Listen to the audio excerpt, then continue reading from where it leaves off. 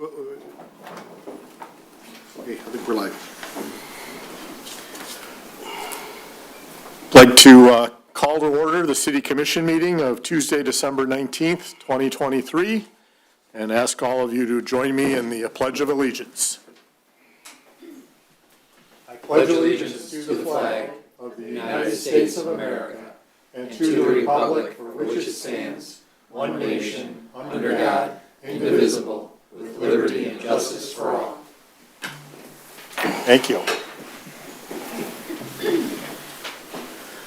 With roll call, Mayor Pro Tem Rozelle. Present. Commissioner Olsman. Present. Commissioner Elder. Present. Commissioner Steinhardt. Present. Mayor Paul, present. Approval of the agenda. Do we have a motion? So moved, Mr. Mayor. Second. All those in favor? Aye. Opposed? Motion carries. We have a motion to approve the consent agenda. So moved. Second. All those in favor? Aye. Opposed? Motion carries. Communications.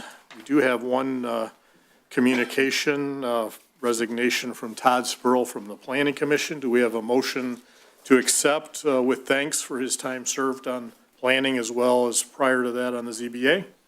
So moved. Second. Comments or questions? All those in favor? Aye. Opposed? Motion carries. So I don't think we have a proclamation, unless I missed it. Do I have one? No, sir. No? Okay, it's on the agenda here, but, okay. Elected officials, we don't have any of those, so we'll move on to public participation.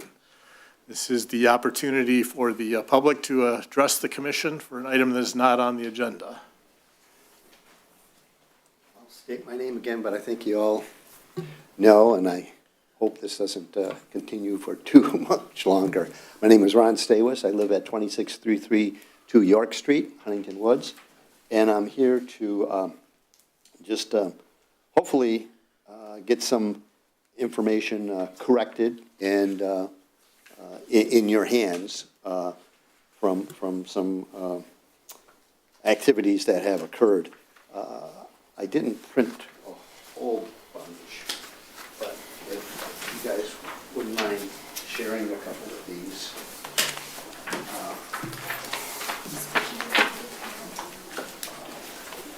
This is just some of the latest correspondence I've had, both with our city manager, Chris Wilson, with Mr. Rozelle and Mr. Oldsman.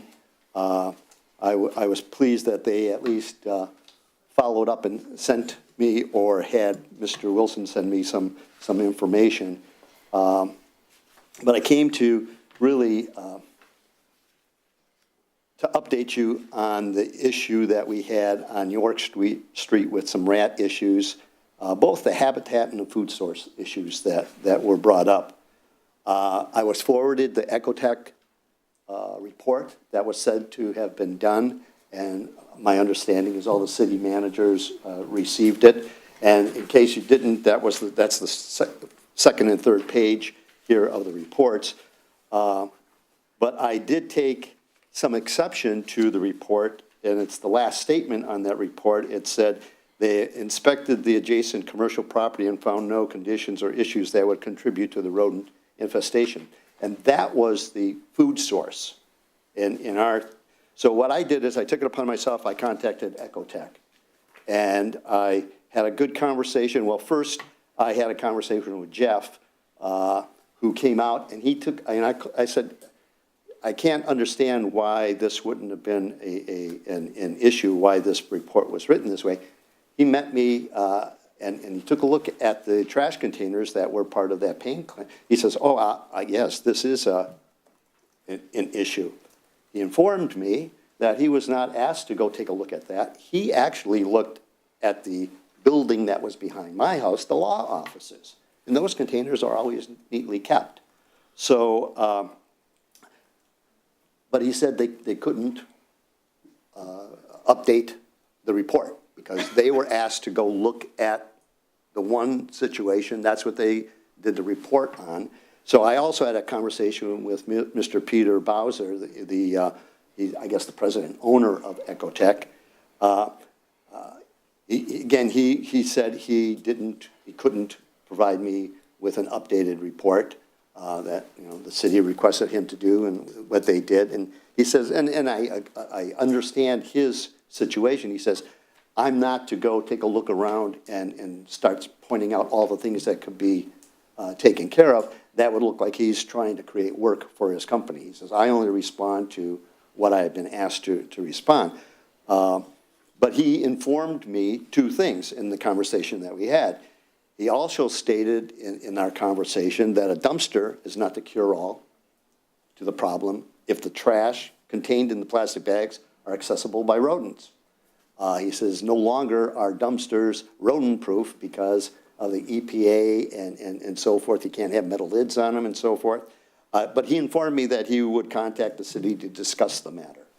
I don't know if he did or he did not. I informed him that I was recording our conversation, and he mentioned that if it would help, he'd be more than willing to let me play the recording. I'm not going to play it tonight. It's too long. But if anybody is interested, that they could listen. So it's not just my word of what I'm saying. I do have a recording of our conversation that debunks that the dumpsters are, not the dumpsters, but the trash containers were not an issue. They are an issue. And he also then, like I said that a dumpster isn't necessarily, if they're not going to keep it contained properly, it's not going to be the solution. After all of that, I did send information back to Mr. Roselle, Mr. Olsman, and to the city manager, Mr. Wilson. I've heard nothing back. I've noticed that the trash containers have been moved away from the wall, but they're still hidden. If you take a look at the last pages, the photos I showed, they're around the corner in between two buildings. They're not visible when you come out the back door of the building. They're kind of around the corner, and you take a look at the way the trash is contained in them. The bags are all exposed. Those are recent photos a couple days ago. I've been sending in photos constantly saying this is how the trash is contained. I do not take any exception in that report that says, hey, the residents are responsible for not creating a habitat and so forth. And I think Mr. Olsman mentioned last time that, even at his own business, there was a bird feeder, and that caused a problem. If the city would just send out the 4 residents that signed up and said there's a problem, or if they would have sent me something that said, hey, here's things that you can do in your backyard. Make sure you don't do this. Make sure you don't. Just some kind of thing that could tell the people, hey, we had a problem here. Here's some things that you should be, taking a look at and making sure. Because I see people have, still from Halloween, there's pumpkins laying out on the front lawns and so forth. I'm assuming that's a food source. But I want to know what you want, because the business has agreed to get a dumpster, albeit it's not 100% Right. fine. The exterminator report, which I did indicate to you, I have not spoken with you in person, but you did send emails, and I did respond saying that there was an exterminator's report that identified the source of the rodents are living in your neighbor's yard. Yep. And they're living in your neighbor's yard because there was feces in the lawn, and that's where they go. They live within a certain number of feet of a food source. Now, if the business owner, and the thing you have to keep in mind here too is that he is a commercial resident of the city, and that our duty here, and to the extent we have any in this circumstance, is to just make sure that everything is being administered fairly. Correct. And so, if he's got a dumpster, There's no and he's- dumpster yet. Hold on. Well, according to Chris, it's supposed to be here this week. I'm not in the dumpster business. Me either. Okay. And we've been advised, we were told yesterday that it's supposed to be installed this week. He has moved the stuff away from the wall, which is my understanding, which I agree is helpful. But, I mean, I'm not sure what else you want. I mean, you talk about pumpkins on lawns and stuff. I mean, we can't, I mean, Hank Berry can't be out, you know, looking at every house to see what's there. But you I agree. clearly have a problem here. But like I said, if your neighbor has taken steps to ameliorate the problem by cleaning up the yard, that would be a very big first step. And I believe that's And- happening. And if the dumpsters now are not adequate and don't, you know, if the problem doesn't abate, well, then somebody needs to take another look at it.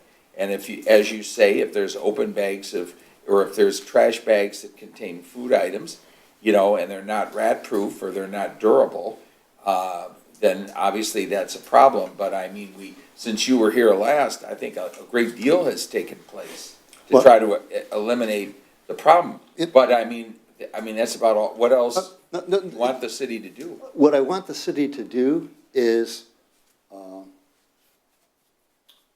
inform with correct information.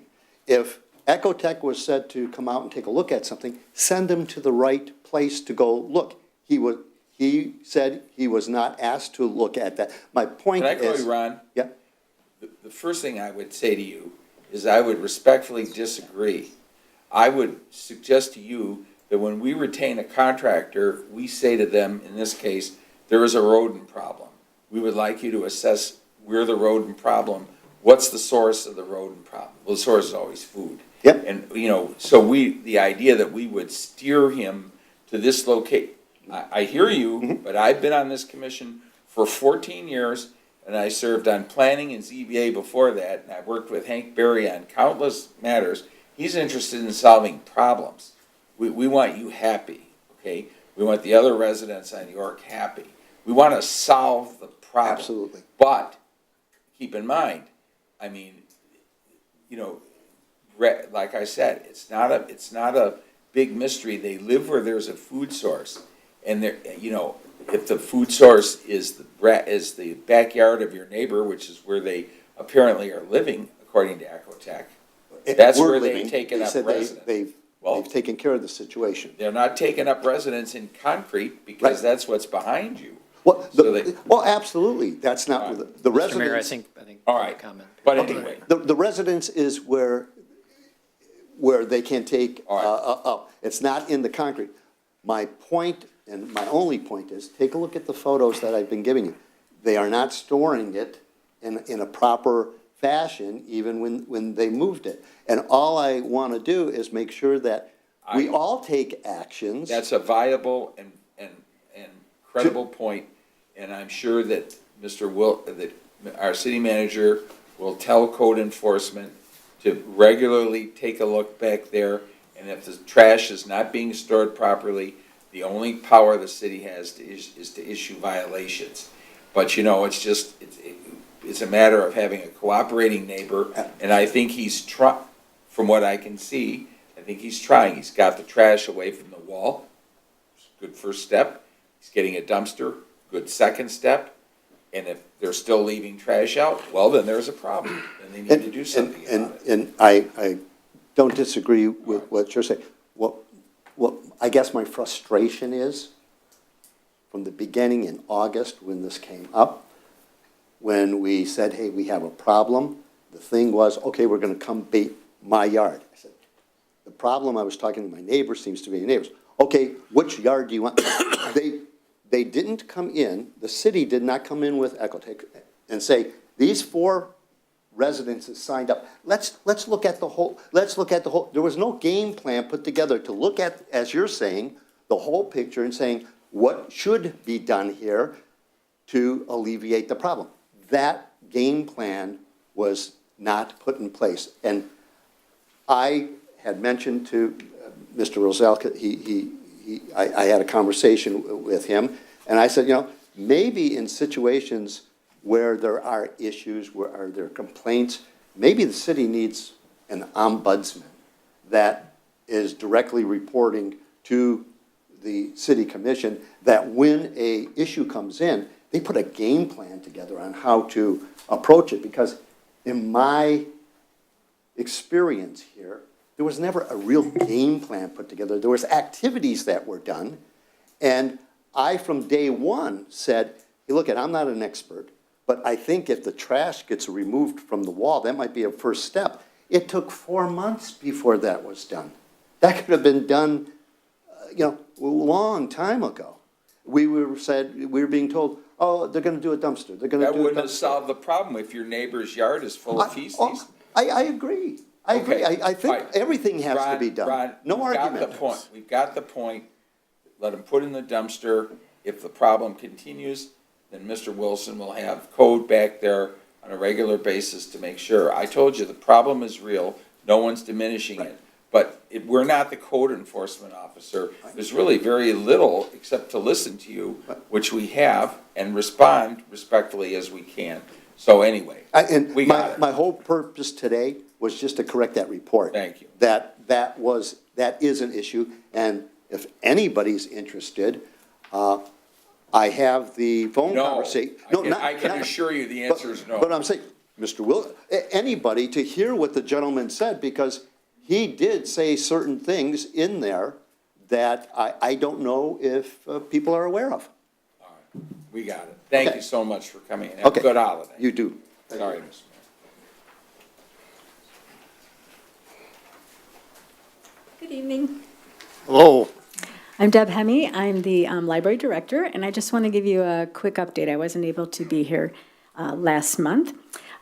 Just today, I ordered 3 hotspots for the library, and these will go out to patrons. We've had a number of requests for that. Take a month or so to get them in and get them ready to go out. A longtime employee, 40-year employee, Sally Kohlenberg, passed away a little over a year ago. And on November 3rd, we commissioned some artwork to be done in her honor because we got a lot of donations in her honor. And on November 3rd, that artwork was installed in the library. It's 10 rondelles that are purple. She was known as the Purple Lady. I'm told she literally wore purple every single day. Oh, you know, okay. I never did get to meet her, but anyway, it's really lovely, and if you get a chance, swing by there. We'll have some sort of a unveiling or official thing when the family can come together from different parts of the country. I just finished compiling our state aid request, something I have to do every year, and I just wanted to tell you a couple of statistics. Last year, we circulated over 87,000 physical items, 27,000 digital ebooks and audiobooks and comics, and another 7,000 uses of our online services like language learning, music, things like that. Anyway, altogether, that comes to more than 121,000 pieces of information, entertainment, or education that went into the hands of our residents. So I'm pretty happy with that. Although, in full disclosure, it actually, I think, still does not exceed pre-pandemic levels, which is pretty typical for most libraries where, every year it's more. But I think it's still a little below. I haven't checked this year. But anyway, it's still a pretty impressive number. Just a quick rundown of a few of our highlights from our programming. We are so honored to have hosted the We Don't Want Them exhibit. It was from the Michigan Roundtable, and it was brought here by the Huntington Woods Anti-Racism Advisory Committee. It was here for a whole week. There was a program. It was just really well received. It was a look at the history of housing in Metro Detroit, and kind of helps us to understand why communities are the way they are today, for better or for worse. Our teen librarian, Jillian Demeter, I've been talking to Tracy at the rec center, and she is going to start attending the Teen Advisory Council meetings, the city's advisory council meetings, to get to know the teens, and we're kind of hoping to do more collaboration of programming with the rec center, or at the very least, avoid scheduling our events at the same time so that they can go to both of the events. Let's see, we have our practice SAT exam in January. That's very popular. Once again, we have the Burtonberry after-school book program for 4th and 5th graders. We have like 15 to 20 4th and 5th graders who come in every day after school. They read the Burtonberry. It's a whole program at Burton Elementary. And they read the books, they do some activities, they have a light snack. We had to kind of put a rein on bringing siblings because the snack thing was getting a little out of hand. But it's a really popular program, and I'm really proud that we're able to work with Burton on that. STEAM Thursdays will begin again in January. That's she does it every once in a while, and that's a popular program. We are already talking about next summer's summer reading program. We are Jillian and Shannon, teen and children's librarians, have already attended, I think, 3 webinars about it. And we are going to use a new app this year. We've been using a free one for the last 2 years, and I don't know if anyone likes it. I know no one on staff does, and most of the patrons don't. So we are going to switch to Beanstack, which is what Ferndale uses, Royal Oak uses, what most of the libraries use. Also, the Woods Gallery. Every time the Woods Gallery has a new exhibit, there's an artist reception.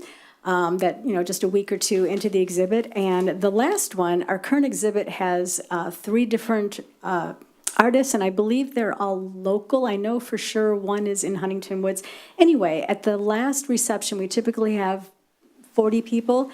I heard numbers as high as 100, maybe 75, but anyway, it was really, really successful. So kudos to Joanne Callio. She's the gallery coordinator. She's just bringing in great artists and putting together some really nice marketing pieces to let people know about the art, and she's doing a great job. Last, I want to give a shout out to Dan Monaco. Is it Monaco? Sorry. And especially Alex Aubuchon and Steve Wazinski. They have all been so quick and efficient to respond to any requests that we have for our building, any maintenance, any issues. It's just really nice to know that they have my back. So they're just doing a great job, and that's it. Good. Thanks, Deb. Anyone have any questions on the commission? All set. Sounds like things are going well at the library. I'm happy. Have any good books on rats over there?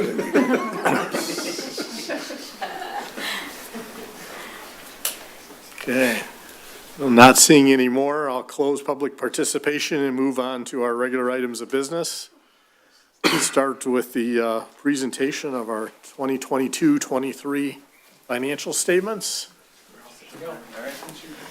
We're going to have my name is Aaron Stevens. I'm a partner with Manifest Harrison. And we were here a few months ago performing the field work. I don't remember the exact dates anymore. September 24th or 28th. But I did prepare this presentation for you. I did not duplicate the financial statements, so I used a lot of charts and graphs to present the information because I know how much everyone really enjoys reading financial statements. So a couple of general comments. I'd like to thank Ethan, Chris, and the rest of the city staff for their courtesy, cooperation, and assistance. We know that we're a disruption to the normal routine, and we do appreciate everyone's help. What I plan to do is highlight what I think are the key areas, but if you've got questions, feel free to stop me at any time, and we can go through those. So I'm going to start out with highlighting a few paragraphs from the independent auditor's report. We'll briefly discuss the government-wide financial statements, but we won't spend too much time on those. But then we'll jump into the general fund highlights with some charts and graphs. We'll also look at the water and sewer fund with some charts and graphs, and then we'll look forward to the next couple of years and what we have to implement, or what the city has to implement as far as new accounting standards. So I always like to remind everyone that the purpose or objective of an audit is to express opinions on the financial statements. The purpose of an audit is not to detect fraud or give you an opinion on your internal control.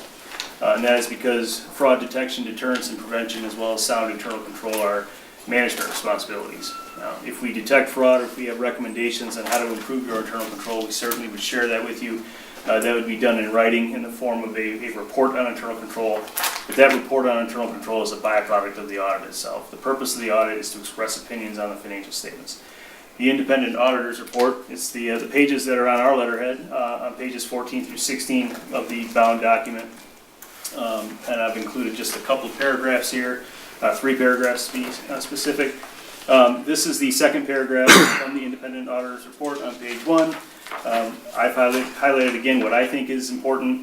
The opinions that we've expressed are what we refer to as unmodified or clean opinions. It's the highest level of assurance that we can express for a set of financial statements. To put that into some perspective for you, there are 3 types of opinions. You have unmodified opinions. We used to call it unqualified. Nobody knew what that meant. So now we call it unmodified, and it's so much clearer now. But that is a clean opinion. That's what you want to see as a commission. But we could have expressed qualified opinions, and a qualified opinion would read something like, except for capital assets or except for long-term debt, the financial statements are presented fairly. Some exception to the unmodified opinion. Or we could have expressed an adverse opinion where the financial statements are not fairly presented. The only other alternative that we have would be to disclaim an opinion altogether. We couldn't audit your records. So of the options, you have what you're looking for with the unmodified opinions. In the 4th paragraph on page 1 of that report, we highlight that management is responsible for the preparation and fair presentation of the financial statements, and that does include the internal control over that preparation and fair presentation. And then in the 1st paragraph on page 2, as I said, our objective is to express opinions on the financial statements, but when we express our opinions, we're providing reasonable assurance that the financial statements are free from material misstatement. That is not absolute assurance, and it is not all misstatement. So we are not here to look at every single transaction. We do make sample selections. We test some transactions. That is why we can only express reasonable assurance that the financial statements are free from material misstatement. The bound report does consist of 2 sets of financial statements, 2 perspectives. You have government-wide financial statements, and then you have fund financial statements. The government-wide financial statements are prepared on a full accrual basis of accounting, which means they primarily have a long-term perspective, but the only time you see the government-wide financial statements is in that bound report. It's prepared once a year for the audit because it's required by generally accepted accounting principles, and that's what Treasury requires. So I've got a couple of metrics. I'll just read through them quickly. For governmental activities, your government-wide statements are broken down into governmental activities and business type activities.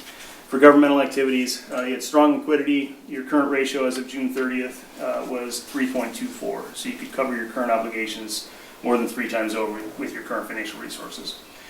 Unrestricted net position for the governmental activities is negative, and that is caused by the amount of long-term debt, net pension liability, and net OPEB liability, those long-term items. Your pension plan is 63% funded. The OPEB plan is 44% funded. And you have long-term debt of about $26 million, consisting of Kuhn Drain bonds, road bonds, etc. You did add $2.2 million to your total net position for governmental activities for this fiscal year. So it was a positive year. You did add $2.2 million to the total net position, but the unrestricted portion is still negative. For the business type activities, you added $348,000 to your total net position for the year ended June 30, 2023. The information that is included in the business type activities is the same information that you see in your proprietary funds. The proprietary funds just provide more detail, so I will cover that, the business type activities a little bit later in the slides. The governmental fund financial statements are presented on pages 31 and 33, and they are prepared on the modified accrual basis of accounting. So this is a current financial resources focus. What you won't see on the balance sheet, for example, would be any of those long-term items like the capital assets, the net pension liability, the long-term debt, and so forth. This should be a more familiar presentation for you because this is the level at which your budgets are prepared and the interim reporting that you get throughout the year is done at the fund level. The balance sheet is presented on page 31. It is a snapshot of your governmental fund assets, liabilities, and the difference between the two, which would be your fund balance or your equity. I tend to focus on the general fund as the operating fund for the city. Total fund balance as of June 30th was just over $4 million for the general fund. And that is broken down into potentially 5 different classifications, as you can see in the middle of the slide there. You don't happen to have any assigned amounts, but you do have non-spendable, restricted, committed, and unassigned amounts in your general fund balance. But what I do, I gotta find my mouse. Oh, I guess I'll just wing it. So when I look at the health of the general fund balance, I take the unrestricted portion of your fund balance. And I would consider the assigned and unassigned portions to collectively refer to that as unrestricted. You don't happen to have any assigned fund balance in the general fund as of June 30th, but you do have unassigned fund balance of just over $2 million. I compare that $2 million to your expenditures plus the other financing uses, which would be transfers out to other funds. So you've got total fund balance, unrestricted fund balance of just over $2 million compared to expenditures of $5.7 million and transfers out of $2.9 million. So that $2,068,000 represents 24% of your annual expenditures. The Government Finance Officers Association recommends that you maintain a minimum fund balance in your general fund that is equal to 2 months of what they call normal operations.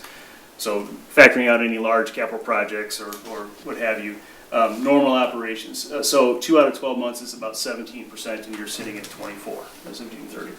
So your general fund is in excellent shape. The statement of revenues, expenditures, and changes in fund balance is presented on page 33. Again, we'll keep with the general fund theme. Total revenues for the general fund, $8.8 million. That was an increase of about $531,000 over the 2022 revenues, which is about a 6% increase. Total expenditures also increased about 6%. They're at $5.7 million, an increase of $326,000 over the prior year. Transfers out to other funds was about $2.9 million. So the results for the year, you added to your general fund balance $182,000. For June 30, 2022, you used $45,893. But to give you a visual perspective of the last 5 years, this is a bar graph of the total revenues, total expenditures, and total fund balance for the general fund. You've added to your general fund balance for the past 5 years. So you steadily increased your fund balance. You did, as I said, used a little bit of fund balance in 2022, where expenditures were greater than revenues. But again, sound financial condition. As far as the composition of your general fund revenue, property taxes at 79%. They were 81% in 2022.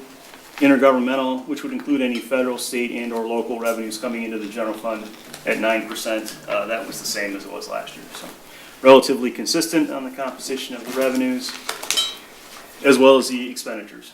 So public safety at 35%. It was also 34%. It was 35% in the prior year. Transfers out,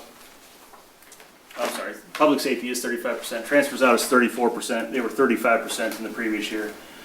General government at 18%, which is the same as it was in 2022. So consistency on the expenditure side as well.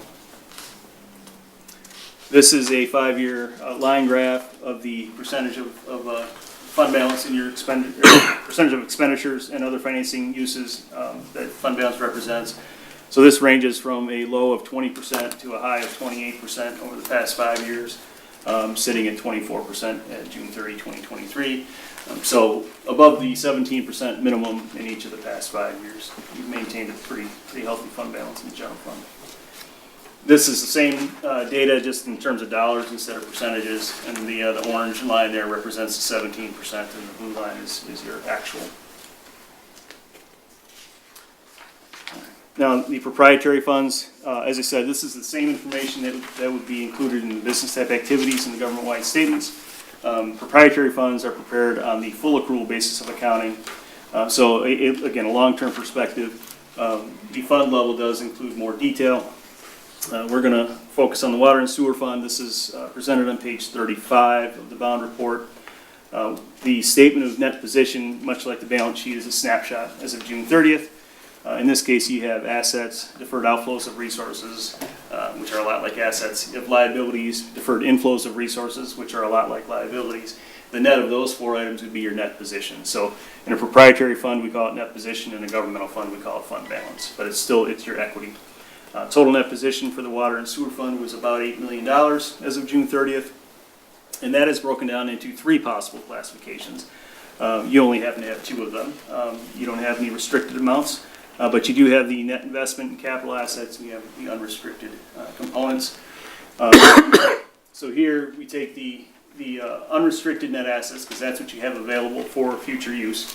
You can't spend your capital assets. You can't spend your water and sewer system. So we just take the unrestricted portion of your net position, which is about $1.5 million, and I compare that with your operating expenses but I factor out depreciation, because depreciation is not cash, it's a non-cash expense.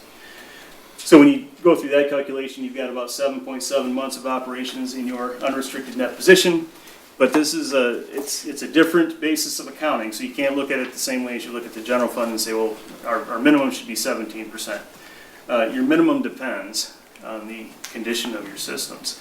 Like I said, you can't spend your systems, but if your systems need to be replaced, you're gonna want higher unrestricted amounts so that you can finance projects in the future. So on the right-hand side of the slide here, I talk about the three components that you should focus on. You'll start with that 2 to 3 months of operations, which is what we do in the general fund. But then you have to add to that any debt service requirements, which would include principal and interest. And you have to add that back in because a principal payment in an enterprise fund reduces a liability. It's not an expense. And interest is an expense, but it's a non-operating expense. So we have to add that back into your minimum net position, as well as the most objective piece, your future capital needs. How much are these big projects going to cost us down the road? And that's where you want to set your target for your minimum net position in a proprietary fund.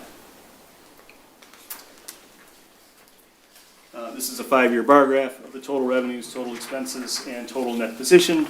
It's a little deceiving because that total net position does include the amount that's invested in capital, as well as the unrestricted portion. So we break that down. I took that total net position bar and broke it down into the amount that's invested in capital, the orange part, that you can't spend, and what you have available for future use is that blue portion, the unrestricted portion. So it did increase from 1.1 million, almost 1.2 million in 2022 to about 1.5 million in 2023. So a positive year for the water and sewer fund. And another way to look at it, here's the 5-year trend of your unrestricted net position as a percentage of those operating expenses. It's on a steady incline, but again, it really depends on, what should that net position be? It depends on what's the condition of your water and sewer systems and how much repair and maintenance or replacement are we gonna have to do. All right, then note 16 is on page 71 of your financial statement report. On the upcoming accounting pronouncements, I sometimes refer to this as the Auditor Employment Act section of the report, the presentation. This will keep us busy. There are two that are on the horizon. GASB Statement 100 is on accounting changes and error corrections and how those are going to be accounted for and reported going forward. That is effective for the year that you're in now. So your year ending June 30, 2024. And then GASB Statement 100 on compensated absences. Again, there's a brief description of that in the financial statement note, note 16. GASB 101 is effective for June 30, 2025. How are we going to account for compensated absences differently?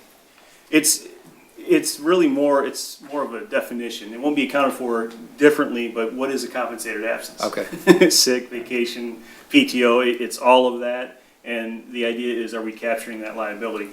Compensated absences are not reported as a liability in governmental funds, but they are on the government-wide and in the proprietary funds. So that was brief, I know, but as I said, I know most people don't like to read financial statements, so be happy to answer any questions you may have.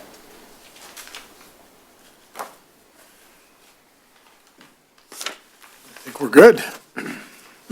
Pretty smooth process. Again, our thanks to Ethan and his team for everything that they do. It gets better every year. Thank you. Thanks, Ethan, for all your hard work in preparing a lot of these documents. Do we have a motion to accept the 2022-23 financial statements as presented? So moved. Second. Any public comment? Comments or questions from the commission? All those in favor? Aye. Aye. Opposed, motion carries.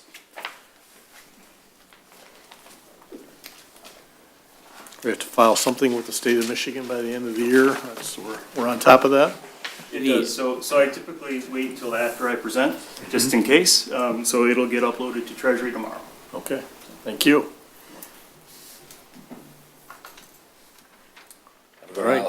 very much for your work. Thank you. You as well. Item number 2, new investment broker discussion with one of our former local officials. Well, Welcome back, Andy. thank you, Mr. Mayor, and distinguished members of the commission, and excellent professional staff. As a resident and former elected official, a big fan, and appreciate your service. And I wish that everyone knew kind of the great lengths that you guys go to make Huntington Woods a great place and to protect us in every way. But the good citizens should know that, and I'm grateful to you for that. I'm also, very happy to be here this evening, wearing a little bit of a different hat. Not the sweaty guy in the parade anymore. But, I worked with a great team of folks to start a new community bank, which is only the second new charter in the state of Michigan in the last dozen years. And, working as county treasurer with a number of great financial institutions like Talmer Bank, Level One, Main Street. I really got to see kind of firsthand the positive impact that these institutions could have in terms of, they say that small business is supposed to be the lifeblood of the economy.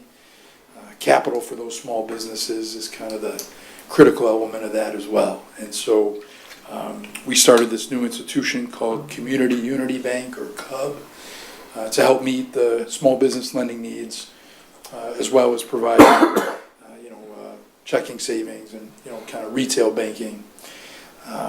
But as county treasurer and the chief investment officer for the county, I manage the public funds under Public Act 20, and I've had some conversations with your excellent finance director and your city manager, and appreciate the city's consideration of Community Unity Bank as a eligible depository. Under Public Act 20, you got to have a brick and mortar location in Michigan, and the focus is on preservation of capital, followed by liquidity, and then yield.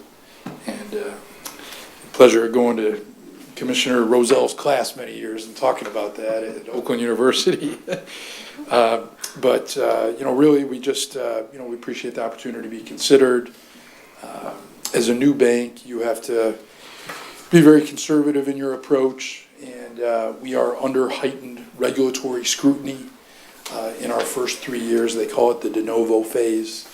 And so while generally a new business can be a risky venture, we think that a lot of that risk is offset by the intense regulatory scrutiny. We're going to have our first exam next month. But be happy to answer any questions. And, if I may, as coming to banking, I've learned a little bit about the importance of safe banking and cybersecurity.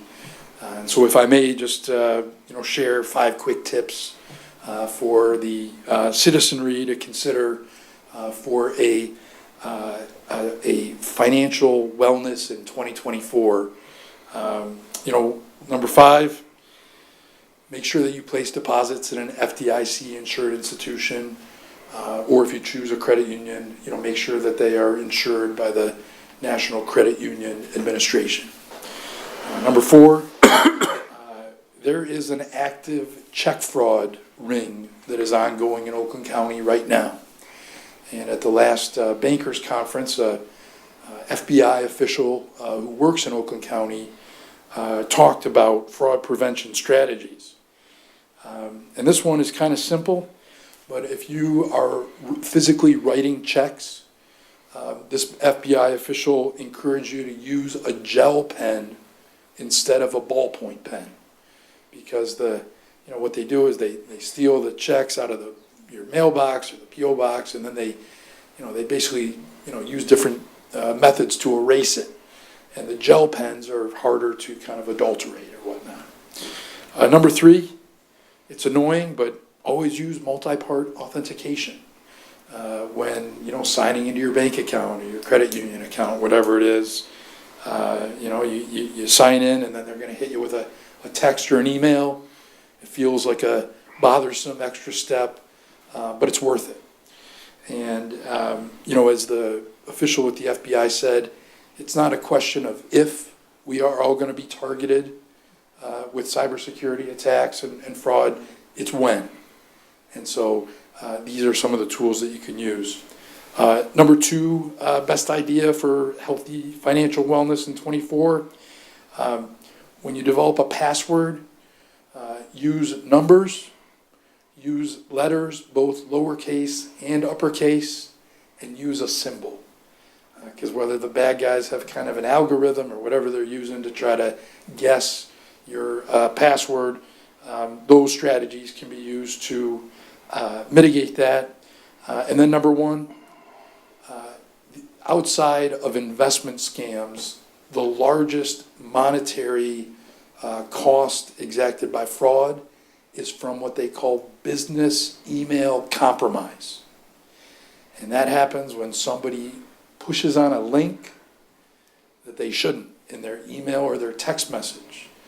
And they can be very tricky, with, it looks like it's something that's familiar, but there's an extra period or one letter is changed. And so, be careful where you click. And those are just a few kind of quick public service announcements to try to encourage good financial health and wellness and fraud prevention. So who makes up the bulk of your initial investors, depositors? So our investors are, we have about 140 investors, almost all individuals who invested anywhere from $5,000 to $2.8 million. Local folks. We had one institutional investor, a Oakland County firm called Berengia. I don't know if you know Charlie Rothstein, but. My cousin. Your cousin? Charlie's on the board of the Michigan Strategic Fund, and under the Granholm administration started a fund to support Michigan businesses. And then in terms of depositors, it's diverse. It's all mostly individuals. We've begun to gather some public funds currently from, I think, Oakland County, Wayne County. And so it's pretty grassroots. There's obviously FDIC insurance. Yeah, in place. we not only have FDIC insurance, which we got after a lengthy application process. That's up to $250,000. But for folks who look at like a Silicon Valley situation and want to have greater peace of mind, we offer some depository products that can give you full coverage over $250,000. And basically the way it works, we did it when I was treasurer. If you put in like $1 million, the depository institution takes $250,000 and then farms out the other in three $250,000 amounts to other institutions. And so there are strategies that are available, not only for a CD product, but also if you wanted to do like a money market, we could offer that as well. And it was a tool that we used in the county from time to time. I came in when the banks were dropping like flies, so we wanted to have that extra peace of mind. I just wanted to add, Jules, so we agreed on a CD of $225,000. That way, even with interest accruing, we're still under that $250,000 mark. So we're in FDIC insurance automatically. Yeah, and I don't know if anybody's got any other questions. I brought a few quick items. I'm really big into kind of the next generation, and as treasurer, I did like this financial literacy art contest, and so we really believe in a multi-generational approach to wealth building, which is kind of why we use the acronym of the CUB. You can't have a bank called the CUB without little bear cubs, which we've got. And then these are little planters, and these are money plants. So we pass these out to kids, and they set up a little CUB account, and then they get a plant, and they kind of watch the plant grow with their money. And then you've also got gummies. These are the boring kind of Oh, goodies. okay. Bummer. I was gonna say, hand them on up, hand them on up. Maybe butter was one of your investors. The FDIC candidly was very clear with us that as a new bank, they did not want us touching, cannabis deposits or lending, or crypto, for that matter. Yeah. And so, as a result, our business plan is pretty boring and just kind of focused on traditional small business lending, but Yeah, Andy, I was gonna ask you, because Please. you talked about supporting small businesses in Yeah. the region. Can you tell us, I know you're probably still building that portfolio, I'd love to hear more Yeah. about your strategy and what types of yeah, businesses you're working no, thank you. with. That's a great question. And, that goes to kind of the whole reason about why we started the bank. We kind of developed a problem statement that as there's been a lot of consolidation of some of the smaller community banks that would do the smaller loans, all those banks I mentioned, Talmer, Level One, Main Street, Lotus Bank, Bank of Michigan, all these Oakland County institutions got acquired by larger banks. The larger banks like to do larger loans. And so our premise was that there was a lack of available capital in the $250,000 to $2.5 million range. And that that was kind of the strategy. And so the regulators kind of agreed with that assessment. They looked at the fact that Oakland County has had a disproportionate share of loss of bank branches, especially as the larger institutions try to rely on their digital platform. So our idea was to kind of try to target that. Most of the business is focused on small business and making capital available, to those folks. And doing so with kind of an old-fashioned consultative approach. My chief lending officer, who's a Pleasant Ridge resident, we're trying to get her to move over here, but she's a 20-year lender and has worked in that space for and really adds a lot of value, understands what small businesses are going through. And the other thing, and we saw this with the PPP loans, but when there's a crisis, a lot of times the larger banks will slow down or shut down lending in a given area. And the local community banks and credit unions will continue to deploy capital through kind of up and down economic phases. By virtue of having like actual relationships with their customers. And so that's been our focus, and we're just getting started. I think we should be close to $10 million in loans by the end of the year. But we're kind of getting loans out to mom and pops. We did like a goldfish loan recently. Shops. It's really some commercial real estate, more like owner occupied sort of stuff, and then we have like a little residential mortgage program that we're doing in partnership with another institution. But there's a lot of kind of residential mortgage options, but there aren't as many options if you want a small business loan, with somebody to really work with you on it and kind of help you grow. And we never say no to a loan. We always say no, but we want to work with you to kind of hash out your business plan. We want to help you refine your projections. We want to connect you with a micro lender so you can kind of do that and then grow up the economic or the kind of the business capital continuum, if you will. Thank you. Yeah, absolutely. Mr. Mayor, I think it's great, and I have no issue supporting this. Mr. Miser and I worked together on the county's pension board, invested $2.5 billion of pension and retiree health care money, aside from the regular investments you handled for the county. So I know the bank is probably in very good hands, and I have no issue moving this resolution, Mr. Mayor, to approve Community Unity Bank. Thank you. Second. Was that a motion? It was. Sounded like It it. sounded like one. Kind of segued right into one. Said something about moving. By default. It's about as formal as Commissioner Rosello could be. Wait, so you're saying you support it? I do. Just a quick note, so according to the investment policy for the city, every June, I submit a list of approved bankers, financial institutions that are, handle our investments. So there is no motion needed to, I mean, you can make one if you want to, but there is no motion needed tonight. I'm just gonna put this through, and then it's just gonna show up on the list, as a new lender. Well, we have a motion on the floor to add them to the list, so I think we'll stick with that. Formally adopted. Yeah. So you got something for your bag of goodies there.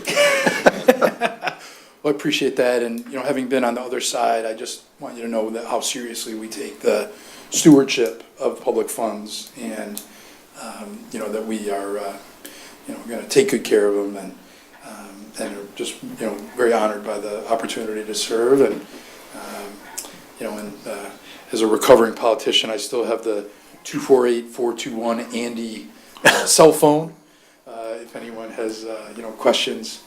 And Chris found one of my old state representative brochures with my bar mitzvah picture on it. Sharing that. I did see that. I didn't recognize myself. I was there for that. You sure were, man. Yes, I was. You sure were. Well, thank you. Kindly Happy happy New to Year. answer any other questions? Mr. Mayor, am I the only one getting like very strong Bailey Brothers Savings and Loan, Bedford Falls vibes, or is it just a season?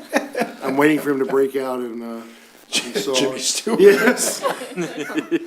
I couldn't, that's what I've been sitting here thinking about. I've been thinking about. It's a wonderful life. Wonderful. It's a wonderful I've life. been thinking about that for 20 minutes. Maybe I'm showing my age. I don't know. No, I'm right there with you. But past this, or we're gonna turn into Potterville, please. Thank you. Yeah, well, thank you. Appreciate Thank it. you. Thank you all for your service and partnership over many years. It's really been a pleasure. Thank you. Thank you. Any other comments or questions? All those in favor? Aye. Aye. Opposed? Motion carries. All right, item number 3 is a matter of approving the 2024 contract extension with Al's Asphalt Paving Company of Taylor, Michigan for the 2024 pavement resurfacing. So moved? Second.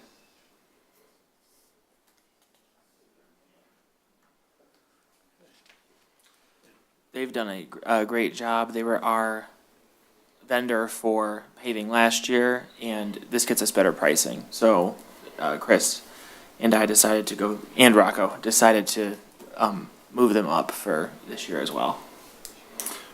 This is a relatively small part of our overall road work, like in scale and also in money.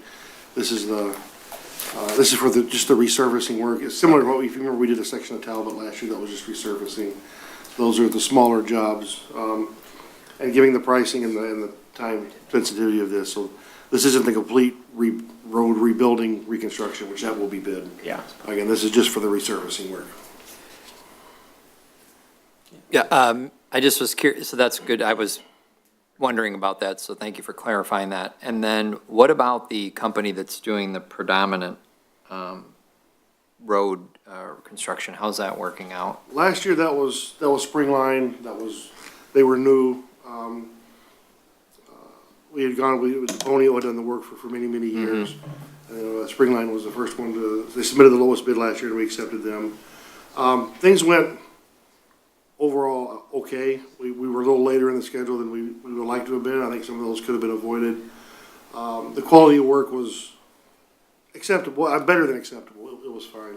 The scheduling issues were concerning, but that wasn't just with them. It's a problem, I think, industry-wide. But that work will be bid out again. Based on Springline's past performance, if their bid's competitive, I wouldn't hesitate to go with them again. Okay, thank you. Any other comments or questions? All those in favor? Aye. Opposed? Motion carries. Do you have the list of reappointments? I left mine in my car. I can go get it. Okay. I don't have them here, but I'll get it. The list for the appointments. Can we skip ahead to item number 5 and we'll come back to 4? Sounds good. We will, we'll do the new appointments to the boards, commissions, and committees.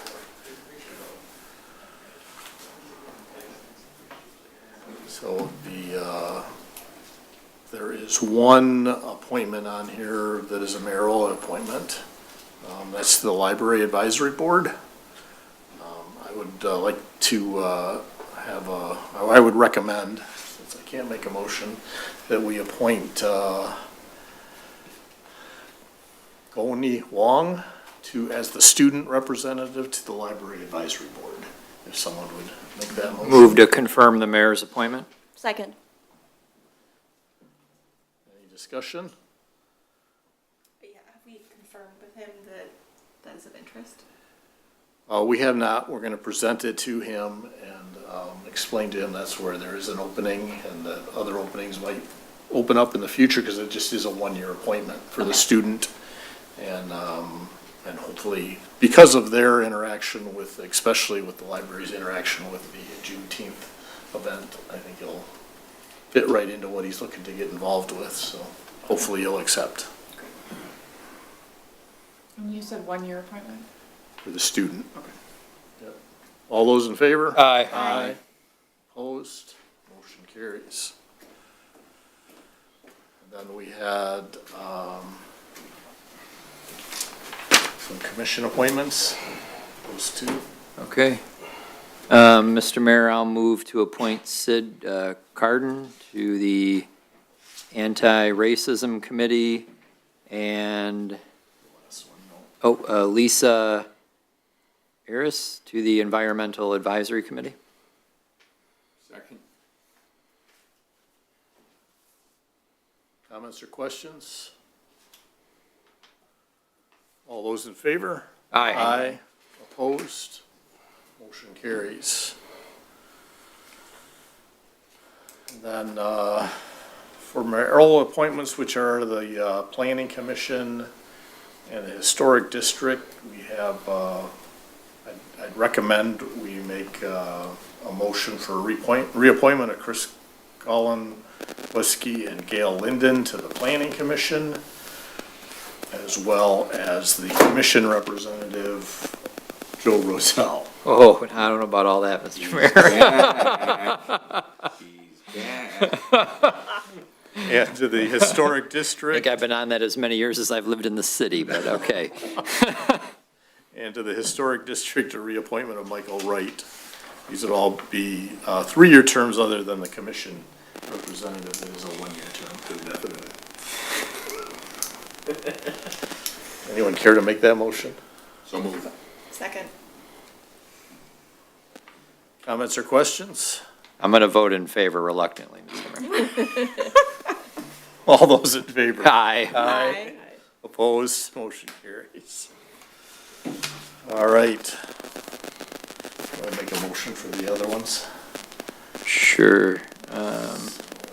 For the appointments we're looking for. Okay, I'll move to reappoint Sarah Jo Sauter to the Environmental Sustainability Advisory Committee, Lenny Newman to the Senior Advisory Committee, Jane Heller as the student rep on the Environmental Sustainability Advisory Committee, Bree Stocker-Smart to the Zoning Board of Appeals, Elaine Horowitz, Susan Worrow, and Pam Haxon to the Arts and Garden Board, Linda Solomon and Bree Stocker-Smart to the Board of Review, and Krista Janke and Sue Tanner to the Communications Advisory Board. Second. Any comments or questions? All those in favor? Aye. Aye. Opposed? Motion carries. I will note that we still have several openings throughout all the boards, and we should publicize that. We will update that in public, so we still have open. Okay. And Get the word out there. maybe we can contact department heads to reach out to people that they know that are using their programs and services and see if there's any interest there. Will do. We can schedule interviews for future commission meeting. If we get any, we can try and do some before the January meeting. Yes. All right, moving on to the city manager's report. Thank you, Mayor. I'll be as brief as I can, but I do have a few things to update on. A couple of weeks ago, we did do an open house program with MKSK, leading the initiative for the capital improvement plan for the parks. It's pretty well intended. They had a special session with the Parks and Rec Board prior to the open house. So we did get a lot of good public comment and got good feedback from the Parks and Rec Advisory Board. We are putting together a community survey for that program as well. So we're finalizing those questions. That should be going out for public input and review soon.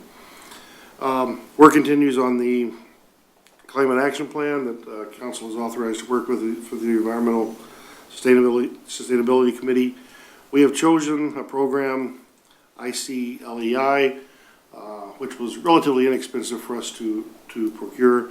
We will be providing a lot of data. They will also be getting data from SIMCOG and other agencies to give us some metrics to measure our environmental score.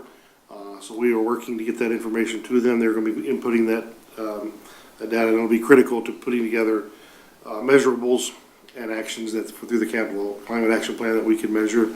At the meeting in January, I think we'll get an update from MKSK on the process of that, and somebody from that ICLEI board will be making a presentation, probably via Zoom, to the Environmental Sustainability Committee to talk about that scoring process and the metrics that they use and how that entire process works. So that'll be, I think, new for us, but we're excited to get that data and information to them and get that compiled and get that plan put together.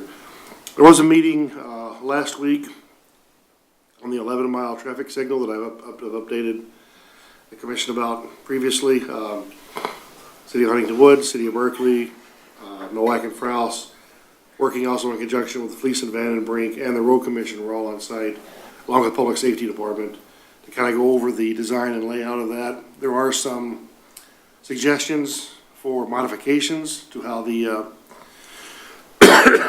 intersection will work, particularly relative to the ingress and egress to the City Hall property. So I'm going to pass that along to the commission to look at that. I think there are some safety benefits and there's some significant cost savings and just simplification to how the signal would work functionally that we can make, which I think are beneficial, but we want to review those and be deliberate about it before we move forward with that. So, but it was good work, and Brad at Nowak and Frous has taken all that collaborative work and given us a good report, so I'll forward that along, and I look forward to getting your input back on that, and I think this is still moving forward well, and we'll help to get that done, that work done next summer. We will get that work done next summer. Cardboard dumpster is back, new location this year. It's there, here on City Hall property, kind of behind the police station. So, as we did last year it was behind the library. The same program this year. We get a lot of cardboard in over this time of year with gift giving. So, we were storing that at your house or in your garage, or you putting it by the curb, free anytime, 24/7 to drop by and throw it in the dumpster. We do ask that you break it down if you can. And then just please put cardboard only in there. That helps the residents. It also helps the community, it helps Sacra. That's one of our most valuable assets that we get as a commodity for recycling. So we get a good, clean product out of there that we can bundle up and sell at a good price. And it's a fee, gets it out of your house. And I will be contributing to that as well. As a non-Sacra entity, but because I'll be happy to get it out of my house as well. So feel free to stop by, use that 24/7. Just please cardboard only, and to the extent you can, break the boxes down to save space for everybody else. And we're doing that Sacra's doing that in multiple communities, and we get tons and tons of cardboard that we sell, and that's a benefit to everybody. City Hall will be closed Monday and Tuesday, the 25th and 26th, and then again Monday and Tuesday, the 1st and 2nd of January. We will be open on Friday, the 29th, and Friday, the 22nd and the 29th. Excuse me, I'm going to get through this. And lastly, I think you've probably seen or noticed, we are having some issues with the storm drain behind the library. When it rains, to any extent that is backing up. We've taken some quick camera shots of it. We're going to have to probably either jet that out or bring somebody in to clean that out, but we are aware of it. I haven't found a simple fix for it yet, but we are going to get that, something's just plugging that up. I think it's a relatively minor fix, so we will get that resolved soon. We are aware of that, and yeah, it's become pretty noticeable in even minor rain events that that's not, just not functioning properly. So we are on that and we'll get that cleaned out. Thank you. That's all I have for now. Thank you. Are there any questions from the commission? City manager? Mr. Mayor, regarding this, because I know we discussed this at the meeting and we've brought MKSK on. I mean, before they get too far down the road with this recreation capital improvement plan, when are they going to meet with us? When is, I mean, I would hate to see them go too far down the road on this and then they come to meet with the policymaking body and we're like, whoa, that's not what we want. I know it is part of the process. I don't know when that's scheduled for yet, so I'll get an update from them as I we mean, plan to. I would personally, I know this was discussed at the meeting, sooner than later. Okay. I just, you know, I don't want there to be confusion, misunderstanding, that we get a product that isn't what we're looking for, so. I will relay that to them and we'll get that scheduled. Okay. And how does this align with the timing for the Parks Master Plan? The part, that will be, that's up in, like the 5-year master plan is up in 2024. So that last one was done, not by MKSK. We'll be looking for a firm to do that. I don't know if it will be them or not. So it'll be nice to have that on hand. It'll be something that, it'll be a critical component of the 5-year recreation plan, and it'll already be done. So that doesn't mean we have to use MKSK for that, but it's getting some of that work done frankly ahead of time, so it should be very helpful with that. And it's timely. I mean, it'll be fresh. So that's a good point. I'm not sick. I've tested, I'm fine.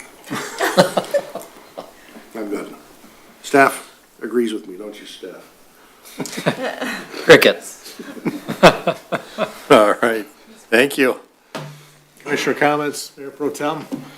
Nothing, Mr. Mayor, other than to wish the residents a wonderful holiday season and thank our Public Safety Department for the excellent work they're doing.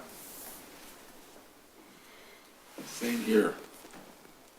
Okay. Ditto. Thank you, Joe, for saying that. No problem. Nothing additional. All right. No comments from me, so with that, do we have a motion to adjourn? Second. All those in favor? Aye. Aye. Opposed? Motion carries. Thanks, everyone. Have a happy new year. Okay, hey, quickly before you leave. Think about this.